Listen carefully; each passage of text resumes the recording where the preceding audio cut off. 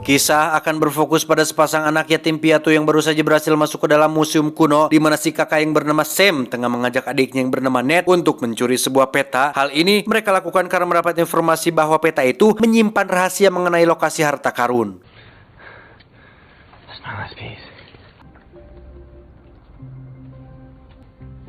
First map of the whole world. Di sini Sam meyakini bisa menemukan harta karun itu melalui beberapa petunjuk yang sudah dia kumpulkan, sehingga mereka berupaya untuk membobol peta tersebut. Namun penjaga di sana datang memergoki, yang mana pengurus itu rencananya akan membawa Sam ke penjara, sementara adiknya akan dibebaskan karena masih di bawah umur. Hey, don't move. Oh crap. Mendengar penjelasan barusan membuat Sam punya rencana kabur dengan meninggalkan adiknya di panti asuhan, di mana Ned yang tak bisa jauh dari kakaknya pun menangis ingin ikut tetapi dilarang, yang malah memberinya kalung pengingat. Dan ternyata selain itu dia juga menemukan kertas yang ditinggalkan kakaknya berupa tulisan kasih sayang. I will always be with you.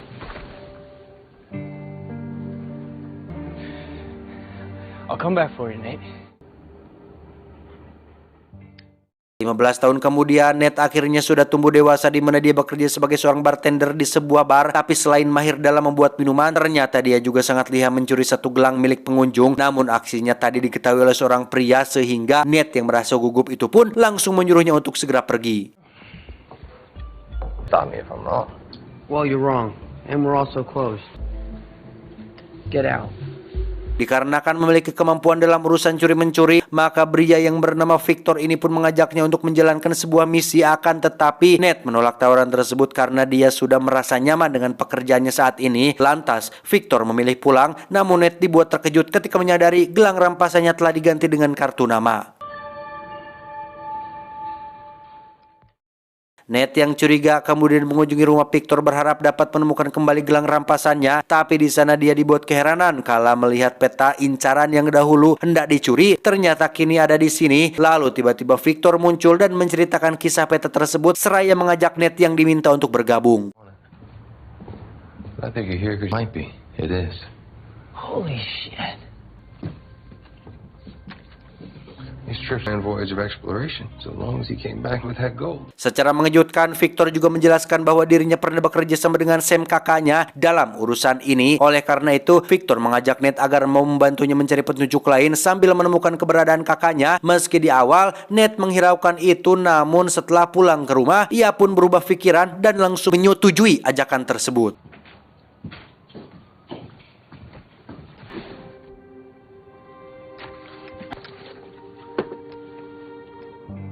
Promise. So when do we start? Keesokan harinya mereka mulai mempersiapkan strategi, yakni untuk mencuri salib emas di sebuah pelelangan, di mana Victor harus memiliki salib emas tersebut agar bisa menjadi sebuah kunci untuk menuntun perjalanan. Lalu dia memberi tugas kepada Ned supaya mau memadamkan listrik agar Victor bisa menyelesaikan rencananya. Shit, that's up to you. I mean, you got to bring some to the equation. I'm not cutting yours. What are you going to do with that kind of money? Singkat cerita, mereka pun telah sampai di tempat lelang dengan segala bentuk persiapan yang sudah matang. Tapi Victor melihat keluarga Santiago ada di sana bersama anak buahnya yang juga sedang mengincar salib itu, sehingga Victor menyuruh Ned untuk bertindak cepat sebelum keduluan oleh mereka yang sama-sama mengetahui rahasia harta karun. So ridiculous scheming.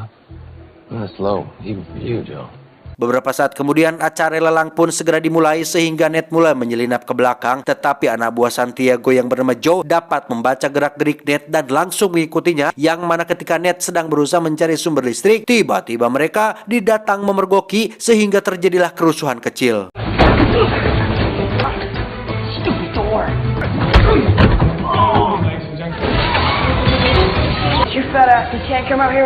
Melihat kesempatan bagus ini, maka Victor segera menyamar sebagai petugas lelang untuk mengambil barang incaran. Namun dia sempat dihadang oleh Joe. Beruntung datang dua polisi yang membantu meloloskan dirinya, sehingga Victor segera membawa hasil curian itu ke dalam mobil yang secara kebetulan Ned juga sudah ada di sana menunggunya. Get out of here, Tony. Hey, you surprised to see? Somebody had to get the cross. Setelah kabur ke Barcelona, Victor pun mengajak Ned untuk melihat petunjuk lain yang dimiliki wanita bernama Chloe, di mana Chloe begitu marah karena Victor telah melibatkan orang asing dalam melakukan misi ini, sehingga dia pergi meninggalkan mereka. Namun karena salib terbaru sudah hilang, maka Ned bergegas mengejarnya. Take a cross. You gotta get that cross back!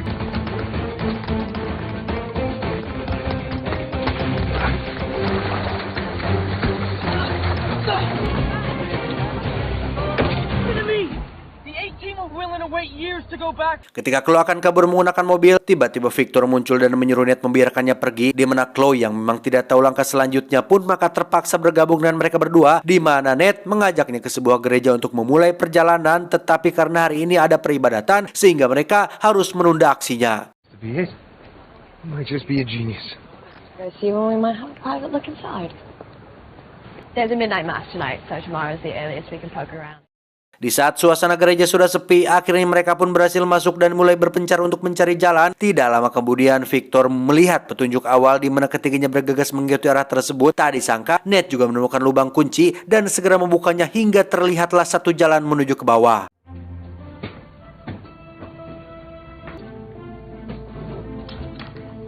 Two, one, turn. Whoa! There you go. Dikarenakan harus memakai jalan yang berbeda, Victor pun menyeting GPS agar bisa melacak kedua temannya yang mana dengan modal salah satu salib. Kemudian mereka mulai turun untuk menelusuri lorong tersebut, yang ketika mendengar suara-suara aneh di sana, lantas mereka berdua segera keluar yang ternyata berada di salah satu klub yang sangat ramai. Hey, what's going on down there? Yeah, this definitely doesn't look right. Look, above the bar. We gotta keep moving. Di sana, Chloe mulai berbaur dengan pengunjung lain supaya tidak dicurigai jika sedang mencari petunjuk jalan. Tak disangka anak buah Joe datang menyerang, di mana saat pertarungan sedang berlangsung, Chloe berhasil membuka pintu rahasia sehingga mereka bisa meloloskan diri. Namun tiba-tiba, ruangan itu dipenuhi oleh air yang mana mereka segera meminta bantuan kepada Victor. You got my key? Sully! Oh, Sully! There has to be another key! Tepat ketika Victor baru saja menemukan lubang kunci, ia pun ditodong oleh Joe yang muncul dari belakang sehingga mereka terlibat perkelahian dahulu. Untung saja Victor mampu melumpuhkan dan membuatnya tidak berdaya. Lalu Victor segera memasukkan kunci tersebut dan menolong mereka berdua sampai akhirnya selamat dari genangan air.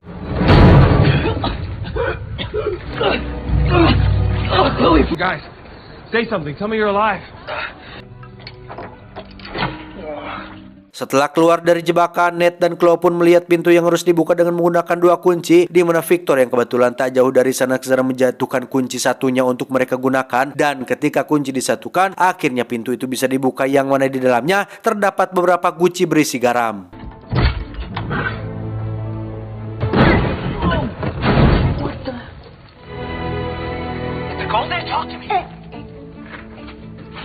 Okay.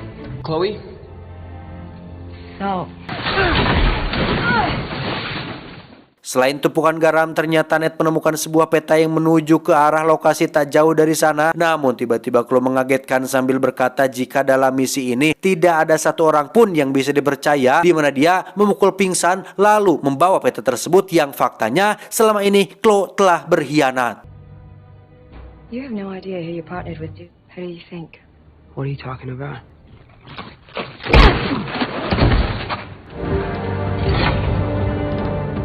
Dengan bantuan Victor, kini Ned tersadar, tapi dia teringat perkataan Chloe dan langsung menanyakan tentang kakaknya, di mana Victor mulai mengakui jika Sam telah tewas ditembak oleh Joe ketika dalam pencariannya dahulu, yang mana alasan dia berbohong adalah karena Ned diyakini bisa memecahkan misteri ini, namun hal tersebut membuatnya pergi karena merasa dimanfaatkan.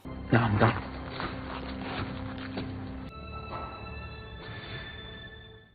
Beberapa saat kemudian akhirnya Victor menemui Ned dan menjelaskan jika selama ini Chloe bekerja untuk Santiago. Menyadari pengkhianatan itu, maka Victor mengajaknya berdamai dan melanjutkan misi ini sambil menemukan orang yang telah membunuh kakaknya, sehingga alasan tersebut membuat Ned bersedia untuk membantu sekaligus ingin menyelesaikan apa yang dia dan kakaknya rencanakan dulu. Please just stop trying to play me for like 5 minutes.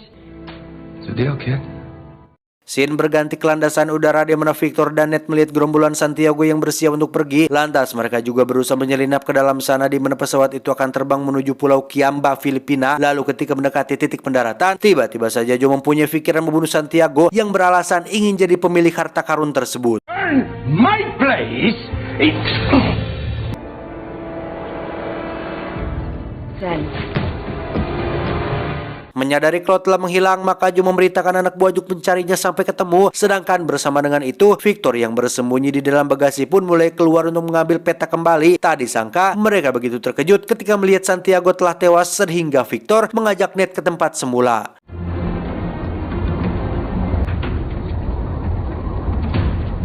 Dikarenakan peta sudah kembali didapatkan, maka Victor mengajak Ned untuk melompat dengan memakai sebuah parasut. Tapi kejadian selanjutnya sungguh tak disangka, karena Ned malah menantang Jo bertarung untuk membalas kematian kakaknya. Alhasil, semua anggota anak buah Jo pun berusaha untuk menembaknya, dan inilah yang terjadi. Keributan lain pun terjadi ketika Claude berhasil ditemukan, namun dia bisa melawan dan masuk ke dalam mobil, yang mana di saat akan melarikan diri, tiba-tiba saja Ned muncul di pintu pesawat sehingga dirinya jatuh tanpa pengaman. Untung saja di sana Claude dapat meraih dan membawanya ke sebuah kargo yang akhirnya mereka mendarat dengan selamat.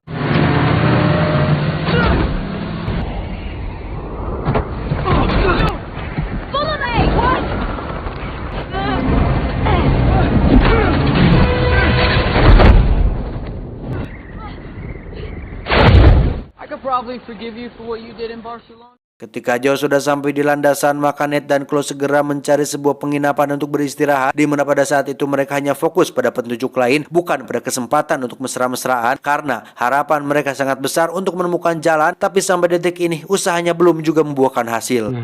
Like a anagram or a cipher. I'm gonna go to sleep. Setelah Claude tertidur, Ned pun teringat kejadian 15 tahun silam di mana dia pernah menyalakan api di bawah kertas, dan ketika dicoba, ternyata muncul tulisan yang memberitahunya jika salib emas itu adalah kompas untuk menuju harta karun. Lantas dia mulai mencopot permata dan menyatukannya di atas peta hingga akhirnya Ned menemukan lokasi tersebut. Red. Oh my god. Tanpa memperdulikan kesehatan lagi, ia pun terpaksa bergadang semalaman demi menghitung dan menulis titik koordinat. Tepat di saat menjelang siang, ternyata Claude telah pergi meninggalkannya lebih dulu dengan membawa sehelai kertas. Tapi dikarenakan tahu hal ini akan terjadi, ia pun tetap tenang sebab kertas yang asli telah disimpan rapih di dalam botol. Dengan menggunakan perahu kecil, Ned bergegas menuju titik lokasi, namun pergerakannya diketahui oleh Jo hingga pada akhirnya Ned menemukan pintu goa, yang mana itu merupakan petunjuk terakhir dari pencariannya selama ini. Yang ketika memasuki goa itu, ia begitu terkejut sekaligus bangga karena berhasil menemukan apa yang dicari kakaknya dahulu.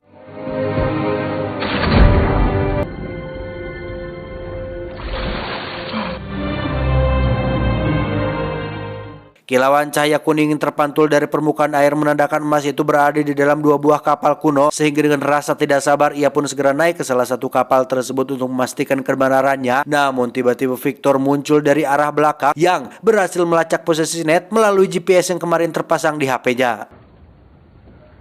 You know, back then, spices weren't nearly as much. Oh, pirate trade. Holy shit. You gotta be kidding me. Setelah melihat tamparan emas, tak lama kemudian mereka dikejutkan dengan kedatangan Jo yang sudah mengikuti Ned, di mana mereka memilih untuk bersembunyi ketimbang harus melakukan hal ceroboh seperti kejadian di atas pesawat. Alhasil, posisi mereka pun tidak ditemukan sehingga anak buah Jo diperintahkan untuk mengangkat dua kapal itu menggunakan helikopter. All clear, sir.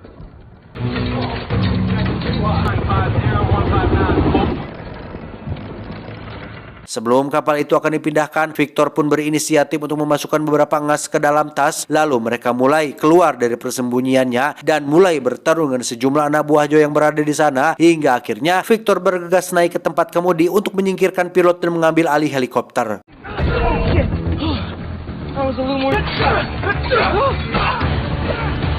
Right to the point, huh?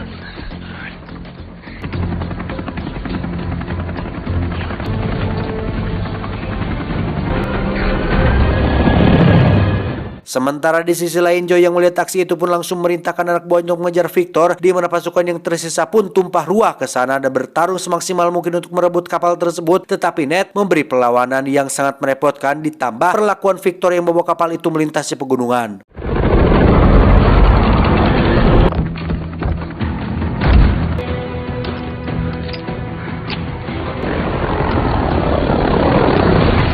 Dikarenakan pihak musuh menghalangi perjalanan, maka kapal yang dibawa Victor pun sempat jatuh ke permukaan air. Namun saat itu Ned kebetulan menemukan bubuk misi untuk mengisi meriam dan langsung menembakkannya pada target sehingga kapal musuh akhirnya dapat dihancurkan. Tapi Joe berhasil pindah yang langsung menurunkan jangkar pada kapal mereka.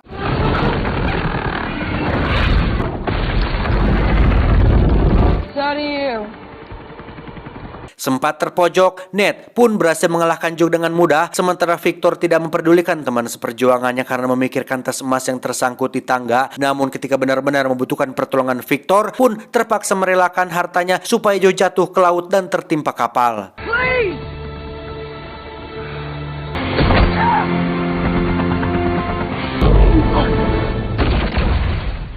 Di akhir cerita, kini posisi mereka diketahui oleh Angkatan Laut yang sedang berpatroli dan bergerak ke sana, yang mana itu artinya mereka tidak mempunyai kesempatan lagi untuk memiliki harta karun tersebut. Begitu juga dengan Chloe yang sudah tertipu. Akan tetapi, Ned berhasil mengantongi beberapa emas untuk dibawa pulang meski jumlahnya tidak sesuai dengan apa yang diharapkan. Tamat ending yang sangat membagongkan.